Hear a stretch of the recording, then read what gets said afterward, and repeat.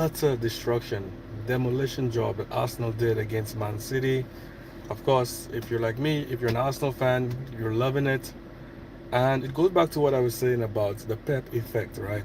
We see that Man City, without Pep Guardiola, they're not the same team. I think Pep Guardiola is the best manager in the world. He's been the best manager of his generation, arguably the best manager of all time, next to Alex Ferguson. So Pep is a legend.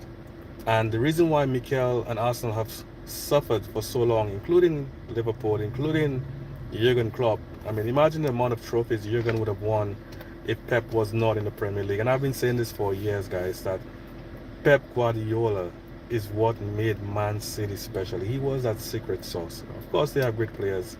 Sergio Aguero, KDB, Vincent Company, they've had a lot of top talent. But without Pep, it's not the same, right? And we see the effect. It will take Maresca some time to adapt, I believe. I think he will get it right. I think he's a quality manager. Yes, they will win titles, they will win trophies, win cups. But to compete at the highest level and to do what Pep did, I don't think Maresca is going to do that. I think with the likes of Zabi Alonso coming into the league, Mikel Arteta being experienced at this point, 6 years in, you have Andre Adoni Iraola at Liverpool now. Guys, this league is just becoming harder and harder to win, which makes it the most exciting league in the world. The Premier League by far is the most attractive, most exciting league in the world, which is why I was also disappointed in Vinny Jr. not choosing to come to Arsenal because he could have really tested himself. He could have really, become an icon in the game. I kind of make his name, take his name to another level, right? So he kind of just maybe went for the easier option, staying at Madrid. But it doesn't diminish the Premier League. The Premier League is where it's at. Best managers, best teams, some of the best players. Yes, we have a few outliers in terms of the top talent, like Dembele, Kylian Mbappe, and Vini Jr. on other teams outside of the Premier League. But still, guys, the Premier League is where it's at. And Arsenal, my Arsenal, finally back. I still feel though that we are short in the attack. We don't have a superstar level attacker to compete with the likes of PSG and Bayern Munich in the attacking front. Defensively, we know we have the best defense in the world, right? Not only in Europe but in the world, with Gabriel Magalhaes, Saliba, David Raya, Jurriën Timber, and Nkapie and Calafiori. So when these guys are fit, we have the best defense in the world. And along with that, we have Declan Rice, the best number 6 in the world. So defensively, we're sound, we're world class. But offensively, the only one that excites you, and he only does that when he's really fit on top of his game, is Bukayo Saka. Saka is the only top attacker that we have. Last season, we know he was off.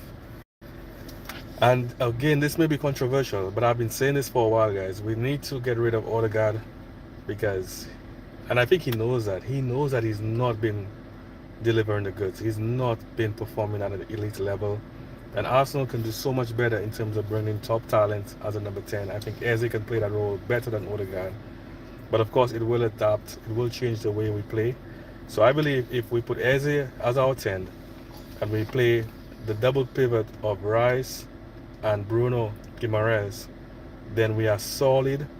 We can still compensate for Eze not tracking back, not doing defensive work, but we can leave him up top, closer to the striker, because that's where he thrives, right in that pocket, right behind the striker. We saw what he did against Tottenham last season.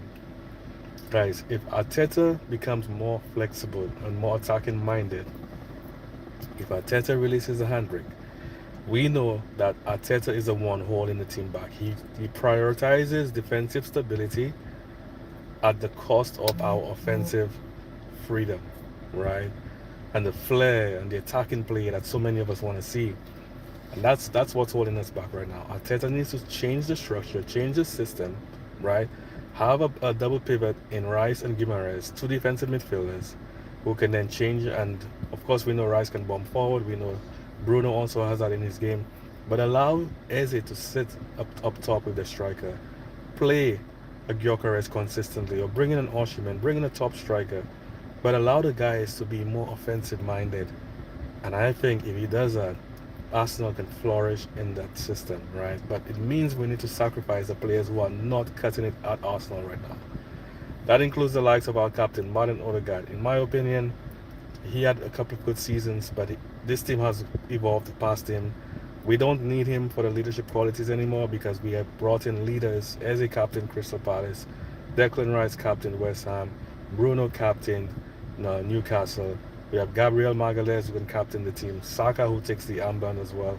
So we have a ton of leaders, right? Odegaard, if he doesn't produce goals and assists, which is why he's in the team, number one reason, we need to move past Odegaard. And I know it's going to be tough for Mikel to do. He's like, that's Mikel's boy. Mikel Arteta loves Odegaard. But for the sake of the team, you cannot allow a guy to get a free pass.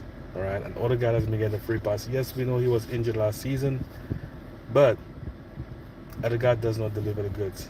Right, even today, he wasn't a man of the match, but in my opinion, it should have gone to Christos. I think he had 2 assists. He was by far the best player on the pitch. I think Odegaard did more work defensively and just kind of linking up the play, but in my opinion, we should move past Odegaard and have this team evolve even more if we want to compete with the likes of PSG and be the best team in the world. We are not the best team in the world because we lack offensive firepower. We lack superstar power in the offensive line. In my opinion, the only players who can really take us to that next level are players like Ousmane Dembele, maybe Doué can do it as well. Kvaratskhelia from PSG definitely can do that on the left side. Of course, Vinny Jr. and Mbappe. So there's a handful of players. I would think 4 or 5 players in total in the entire world who can improve this Arsenal team, right? And we know they're at the biggest clubs, getting the biggest money, and may not want to choose Arsenal. But this is what we need to evolve this team. Show some ambition. Go out there, get the best of the best. Not in England, in the world, right? Raid La Liga, get the best talent. Raid PSG, get the best talent. Give them a deal they cannot refuse. That takes us to the next level. That makes us, if not one of the best club in the world. And that's how we get to the next level. And to sit with teams like PSG and Real Madrid, right? And of course, that's the ambition. But let's see if the board backs Mikel in terms of evolving this team to the next level. But like I said, I really enjoyed today's performance. You could tell that the guys had a lot of minutes in them in the preseason. So those who started were excellent, right? They really put in a shift. And I think Man City was just undercooked. They didn't look quite ready and prepared for the intensity of this game. And like I said, I think Maresca needs some time. I believe he will deliver, but Arsenal are right now ahead of them in this process, right?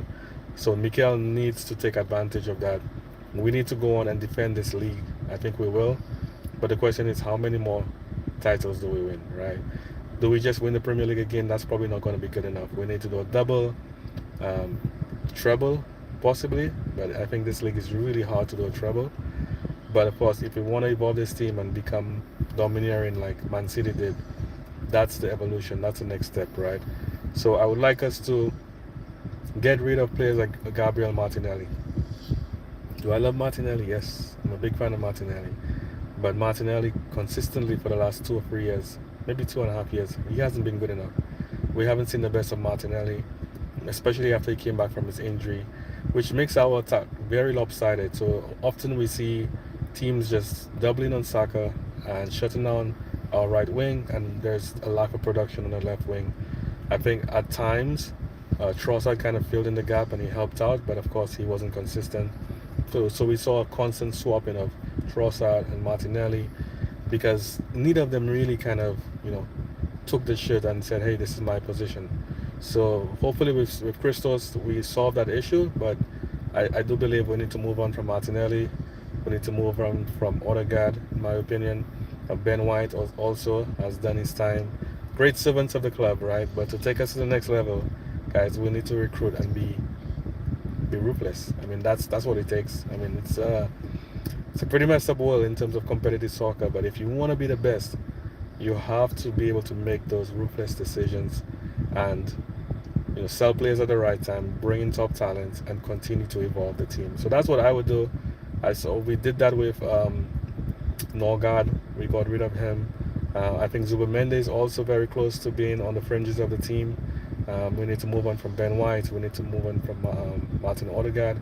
We need to move on from Martinelli and get top talent to replace those guys. But like I said, as an Arsenal fan, over the moon, super pumped. I think we are favorites to win the Premier League this season.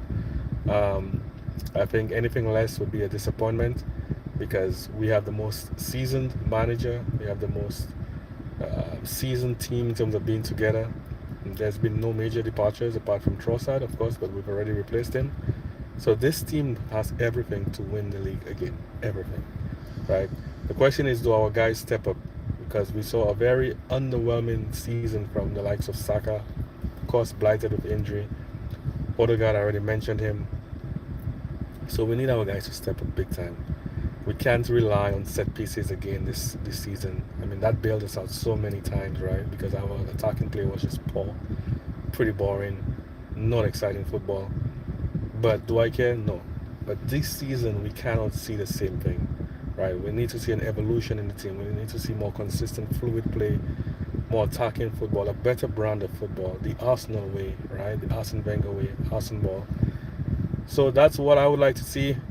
Congratulations to the team. Guys did a wonderful, wonderful job today. I'm already losing my voice, which says it's time to cut off this video. But let me know your thoughts, guys. What do you think? Do you think we're going to win the league again? Were you excited by what you saw today? And of course, how can we improve? Who would you recruit? I'm seeing connections to the likes of Osimhen. Can it happen? Possibly. I think he would improve us. I think Gyökeres is a good, solid player, but you need to be able to feed him consistently. And to be honest, every time he plays with Odegaard, I don't see that connection because Odegaard's first instincts is maybe to pass sideways and backwards, and he's not like a direct player. Honestly, though, in this preseason, I've seen a change in the tempo and I've seen him become more proactive. But I don't trust Odegaard to do this consistently. I don't trust him to be fit consistently. I don't trust him to deliver the goods. So many times today he had the chance to really take that shot from the top of the box, whip it in with his left foot, and he doesn't. Right? He places the burden of responsibility and producing an end product on someone else. Many seasons ago, he's done that with Saka, and Saka was at the workhorse and always the one producing. We need Odegaard to produce the goods. We need him to take that shot. We need him to give that killer pass. And today, again, I just saw him shirking responsibility. Can he do it? Yes, but I still don't believe in Odegaard. I don't think he has that killer mindset. I think he always tries to make other guys shine before he does, right? With Norway, it's about Haaland. With Arsenal, it's been about Saka. But we need our number 10 to really step up, to be the man. And can Odegaard fulfill that role? I'm not quite sure. So that's why I'm of the firm opinion we need to move on past Odegaard. I would love for him to prove me wrong. I would love for Odegaard to be able to have 10 assists, 10 goals this season. Hey, shut me up, prove me wrong, right? But it's yet to be seen. But that's it, guys. This is my take on today's Community Shield win. Arsenal beating Man City. Leave me your thoughts, and I will talk to you soon. Bye for now.